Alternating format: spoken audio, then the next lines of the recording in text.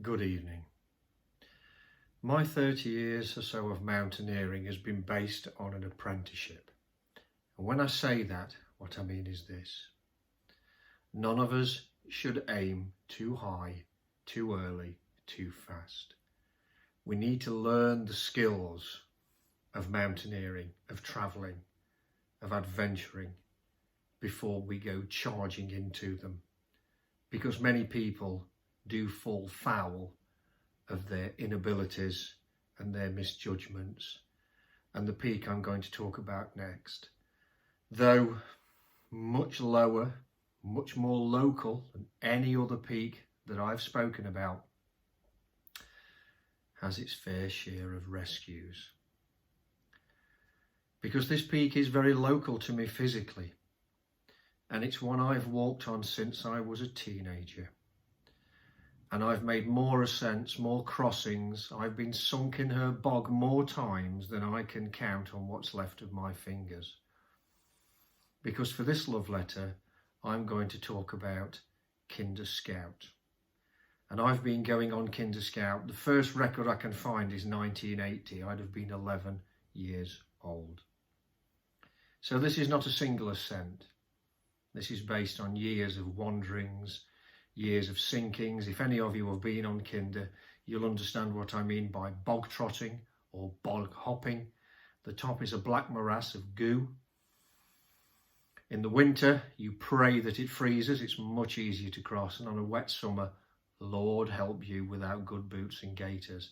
I have regularly been up to my knees on top of Kinder, and also pulled one or two friends out as well. One thing about mountaineering and the outdoors in general, though, is its ability to save us. Its ability to absorb pain and hatred and distress and anger. Its ability to inspire us. Its ability to cleanse us almost and to give us meaning.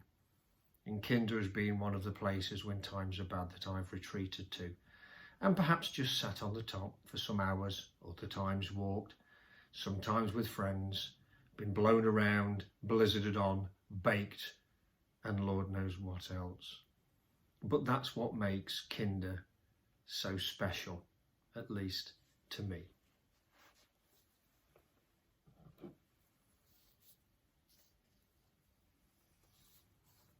Cheers.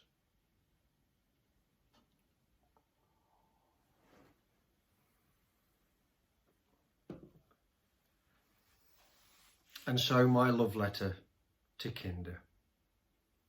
Dear Scout, I first walked on you as a young boy, but that was many years ago. You probably don't remember me, as crowds of people have flocked upon you for almost a century. And I've changed a great deal over those years, but you still look as young and as fresh as the day my eyes first fell upon your contours. You're the tallest low in the district, and because of that you've absorbed most of the weather's ferocity, turning it into a beautiful, restful peace. Some of your edges look a little windswept, but when the sun shines, your colours stand out with a depth and clarity that I find hard to describe. You have so many places in which to hide, and so many mysteries yet to solve, that I've always returned. You cast such an enchanting spell that many people get lost upon you. In fact, I've been wandering over you with abandon many times, but I've got a bit better at reading your wrinkles as of late. Sorry to mention these, but they really do suit you. There is a magic in your emptiness, but I feel you are lonely at times. Is it because of your fearsome reputation with guests who come unprepared, I wonder? Many of them deserve a good talking to, as you're quite an undertaking, but people will always worship you, and so many live under your gaze. Whenever my heart is troubled, you've always soaked my pain away.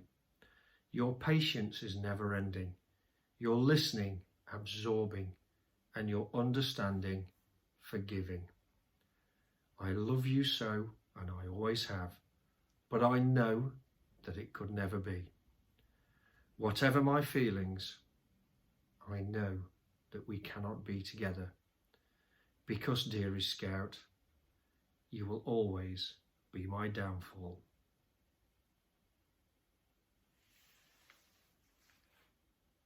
Good night.